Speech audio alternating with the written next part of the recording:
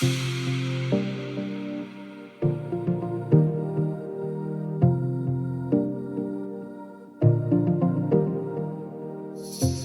and welcome to GreenFleet Talks. My name is Kate Armitage and I'm your host for our discussion today. And I'm delighted to be joined once again by Matthew Waller, who is EV Solutions Director for AllStar. Matthew, lovely to see you again. Yeah, hi Kate. Hi, good to speak to you. Matthew, today you and I are going to be discussing the transition to electric fleets, barriers to adoption, public charging, and the role that the government must play. From my point of view, AllStar, which is part of the wider Fleet Core group, is perfectly positioned in the fleet market to offer charging solutions. Specifically, you have quite a comprehensive home charging offer through your sister company, Mina. And of course, with AllStar, you've got everything covered for on the road and public charging. Yes, absolutely. And I think that plays into, we've got three pillars of really our EV charging journey, which are on the road, which is very much traditional to our heritage within the fueling space, at home, where we've made that investment in Mina, and then at work as well. So kind of capturing all of the three areas where fleets might need to charge in order to keep their vehicles on the road and moving. Great. So you're really at the heart of this transition to decarbonisation. Yes. So my first question, always a nice introductory question, in what ways can fleet operators determine whether or not electric vehicles are suitable for their operations?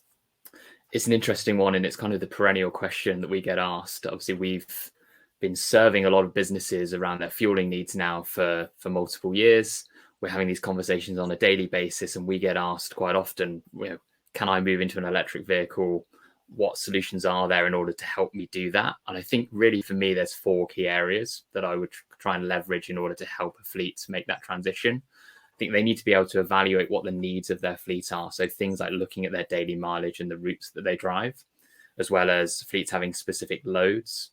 So if they're carrying cargo or specific passengers, routes in terms of the public and infrastructure access that they can get for electric vehicle charging, but also other things like the types of vehicles that they're using. Quite often when we've had conversations at GreenFleet roundtables, we see very specific types of vehicles like fire engines come into discussion, where they need things like ancillary power sources to power pumps and other devices that might be attached to the vehicle. And so I think it's a multi-dimensional question in terms of vehicle selection and whether there's an adequate vehicle within the EV space out there.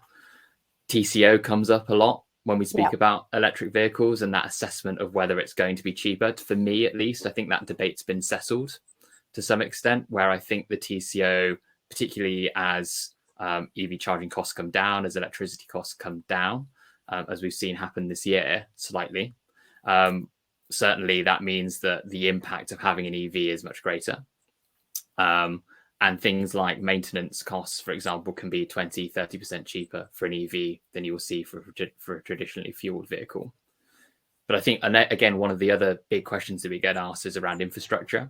And so we get businesses come to us and talk about, well, how do I get chargers installed in my workplace car park? How do I get them installed at a depot? What public chargers are going to be available to me? Can my drivers charge at home? And so it's all of those things about getting infrastructure installed. And with that comes some element of upfront cost, although there are specific solutions now that can mitigate that. But I feel like from an AllStar perspective, because we have those three pillars, we're quite well placed to be able to advise in each of those three areas. The fourth one on my list was around environmental impact. And I think this kind of swings the needle in terms of a fleet needing to change or wanting to change in terms of how they approach EV. And so if you've got specific targets at a corporate level that mean you need to be zero emission by 2030, there's a lot more urgency around that transition than if it's a best efforts target that you might have or something that's pushed further out. And what we see is a lot of fleets kind of piloting electric vehicles on their fleet as a replacement for a single fuel vehicle or in addition to their existing fleet, in order to check that specific routes and specific schedules and specific drivers are suited to having and using an electric vehicle.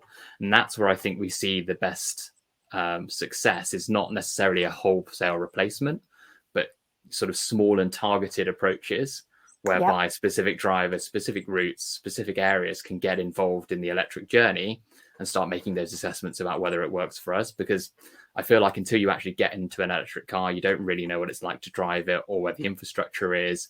And some of those pain points maybe don't become apparent, but also some of the ease of use around an EV and some of the actual, I guess, areas where EVs are better than traditional fuel cars in terms of the overall driving experience. I don't think you necessarily appreciate that until you're actually behind the wheel.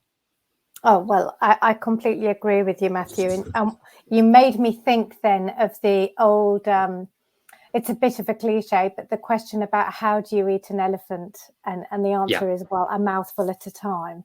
Exactly. And it's very easy to look at your entire fleet and say, well, it can't be done. But actually, if you get into the detail, there are almost definitely vehicles that are suitable to be swapped today.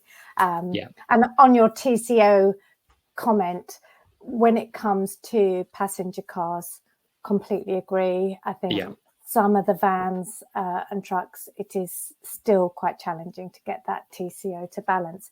But your fourth point about environmental is a very good one, because sometimes the TCO will never balance. Sometimes and it's just an investment that needs to be made. Sometimes you just have to spend more money if you are committed to doing the right thing for the environment. So, and I think the government at the minute's finding that out. You know, we've seen calls for some of the net zero commitments to be pushed out, and I think it's everyone within the country kind of understanding that actually there is some level of cost in order to achieve net zero, and so we have to understand, you know, as a society and as a country, how much we value that commitment and how much we want to drive those environmental goals. And that will be company and business by business that we need to decide that as well. Matthew, let's talk about that now then, because there have been some quite alarming rumours recently that the government is thinking about winding back on the 2030 petrol diesel ban. I have my views on that, but you know, how important is government intervention for the transition to electric vehicles, and what more should they be doing? I think government intervention has been crucial throughout the EV transition since 2015, 2016. There's been a number of different grants, incentives, pieces of legislation which have really driven the fact that we are where we are in terms of battery electric vehicle uptake. You only have to look at the impact of something like the government removing incentives on plug-in hybrid vehicles to then understand just how much of an effect it has had on the market. And I know we've spoken before about plug-in hybrid vehicles, but I think the combinations of incentives that the government's been able to offer have certainly driven uptake, and things like having the limited company car tax, as an example, has had a big effect in terms of fleet uptake, particularly of passenger vehicles. So I think the government plays a really, really important role. And so it's really important that they kind of stay with skin in the game as we move forward towards 2030. What a great expression, because you're absolutely right. They actually, the transition to electric vehicles should be held up as one of government policy's biggest successes. Yes, exactly. And not something that they should be considering dialing back on, but instead say, no, we've got skin in the game here and we're going to stick with it. So, thank you for that, Matthew. I completely agree. And now let's talk, because obviously you're here today with AllStar, who have, as we've mentioned, a comprehensive suite of solutions. But the AllStar particularly is the public charging solution for fleets that are operating electric vehicles. There has been criticism recently in the press about the public charging network, and certainly if you read some of the EV owners forums talking about there not being enough and it not keeping pace with the amount of vehicles on the road. So let's hear it from the experts. What's your view on this?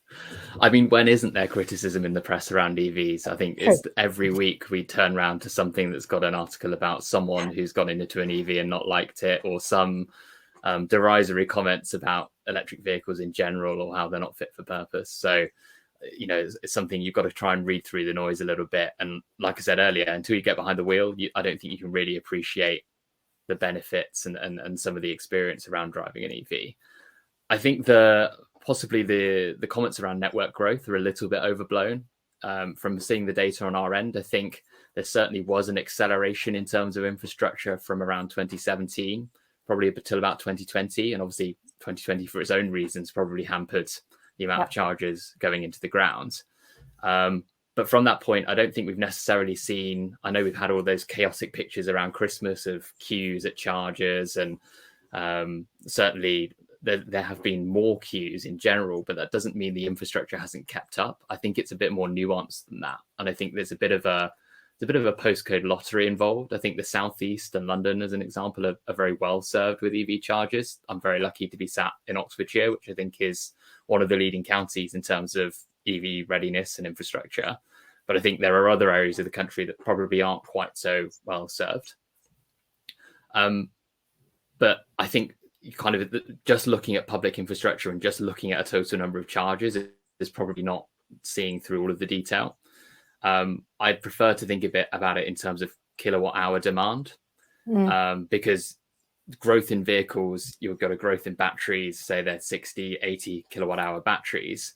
Where we're seeing a lot of the growth in the public infrastructure is not in what have been traditionally slower and fast chargers, but actually in rapid and ultra rapid. So whilst the rate of charger growth might be keeping at a constant pace, there's actually different chargers going into the ground that can do different things for your car, and we'll be able to charge it at a quicker rate. So whilst we might have, say, 20 vehicles per connector today, and where we only had 15 in the past, if we can charge those 20 vehicles much quicker because we've got rapid and ultra rapid infrastructure, actually it doesn't matter that number has increased, because we're shifting the model of charging from being something around leaving your car for a few hours to actually just topping up little and often for 30 minutes on a charger instead. And I think that's having a profound impact on the overall experience, because it means I don't need to plan really long road trips around a lengthy charging stay. I can top up for 30 minutes to an hour instead and then continue on to my destination. And that's why our network specifically is focused on fast, rapid, ultra rapid chargers, and it makes up sort of over 95% of our network. And that's purely because that's what enables fleets to keep their vehicles on the road for as long as possible. The flip side of that is, well, if the public infrastructure is just about keeping pace, well, what's happening with the other pieces of infrastructure? And I think it's important to note that, you know, when we've had government incentives, as we just discussed around home charging, the number of home chargers has jumped exponentially. And we're seeing a lot more demand for kind of specific private infrastructure for fleets as well. Yeah. And so you will have seen in the data the number of home charging stations, you know, rising exponentially alongside public charging stations. And that just gives consumers, fleets, drivers a lot more places to charge overall, and actually reduces the load on the public infrastructure. So again, whilst there may be 20 vehicles per connector today, actually, if 15 of those vehicles have got a home charger, there's actually not the need for that public infrastructure to be there as the crutch and the support. And I think that comes from thinking about EVs in a very traditional ICE and fuel model, whereas we have to think about it in a multifaceted way instead. Yeah.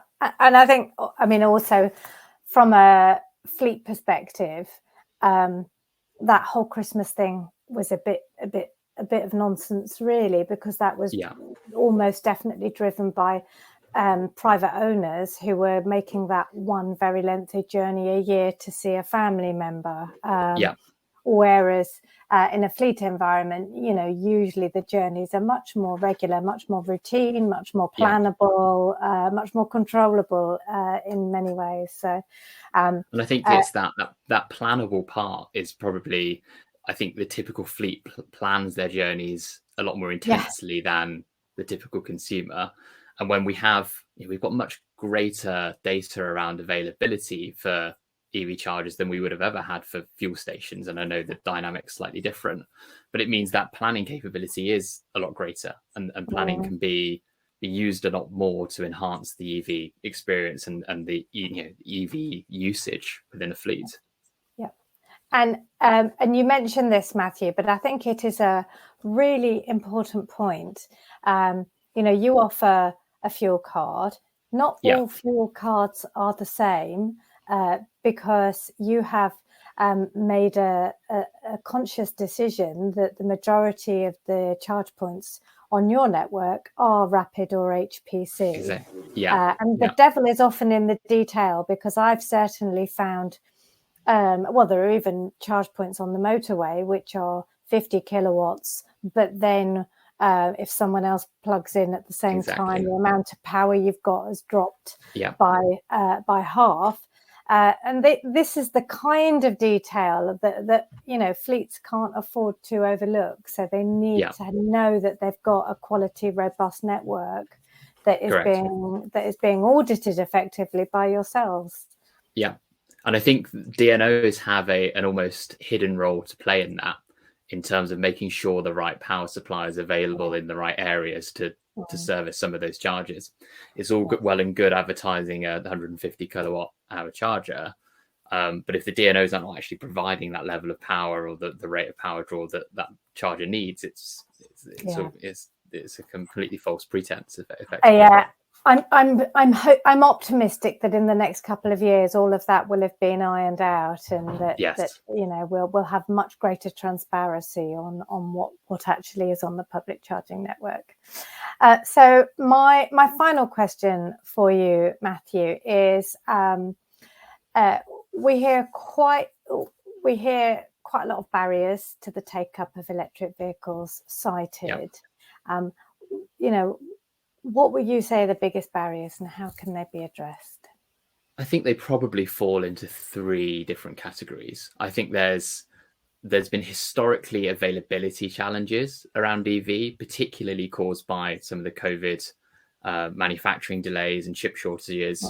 There's plenty of EV models available now. I think the chip shortage certainly has at least started to wane, and we're certainly seeing a lot more volume hit the market, which is having a really positive impact. I mean, the pure range of EV models that are now available is enormous. And we've seen, this year, for example, MG bring quite a few to market. Tesla Model Y now being sort of the best-selling car in the country, if not the world. I can't remember off the top of my head. But it's really been astonishing, the number of EV models and the drive behind it. And again, that's probably driven a little bit by some of the government mandates that have been in place. If we look at other areas, I think technology has been a limitation. Battery range, battery size has driven a lot of range anxiety. But again, we've seen vehicles sort of hovering around the 150 to 350 mile mark in terms of battery size. But there's certainly a push, I think, from OEMs to make sure that there's a vehicle that hits 500 miles plus, which would then put it within that same region as a traditional ICE vehicle. So I think as that happens, people can't really have any complaints there. And then I think the third barrier in my head is kind of culturally.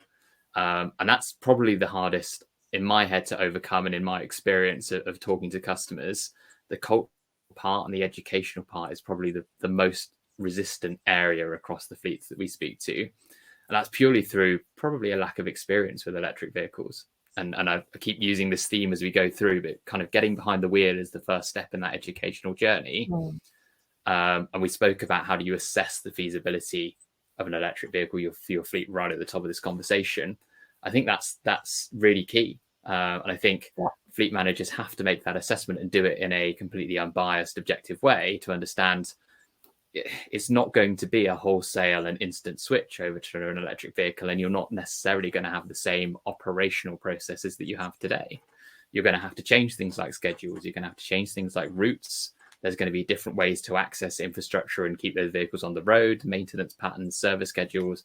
Everything is going to be different, but that's why you need to attack it in chunks and eat the elephant forkful by forkful. You have to take things one step at a time, get one car onto your fleet, understand how that works and understand the changes that need to be made, and then attack it in chunks as you walk through. And so that for me is the last real remaining barrier that I don't see changing necessarily in the next 1 to 2 years. That's a long-term piece. But I think there's some really positive areas and areas around the transition that can help. Matthew, I completely agree with you on the behavioural stuff and the education. And we do need to talk about it more, and we do need to push this agenda a lot more, and maybe give our audience, give fleet managers the confidence to know that actually what they're being asked to do isn't easy.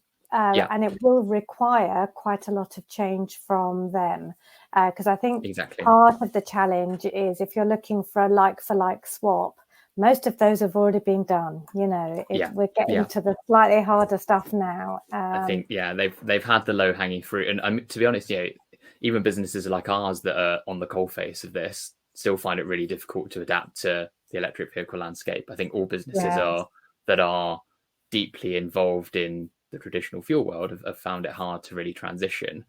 But again, this is probably an area where I don't necessarily think the government has done enough, versus just throwing money at the situation, which I think has helped. I think that educational piece is somewhere where maybe that's an area where they could step up and do more. And actually, it would be a lower cost to the government to do that versus some of the incentive-based programs that they have today and some of the other mandates they've got in place. Yeah, there used to be an education program that they ran with the SMMT and was part funded by the motor manufacturers. But I think for fleets, this is slightly different. This isn't awareness. It's not myth busting. We're beyond awareness now. This is we're deep in the transition. Yeah, agreed. Well, that's about all we've got time for today, Matthew. As always, it has been a pleasure talking to you. Likewise. Really enjoyed the conversation today, Kate. Great. Thank you. And thank you, of course, to AllStar for joining GreenFleet Talks. And thank you for watching. Please tune in to GF365 again soon.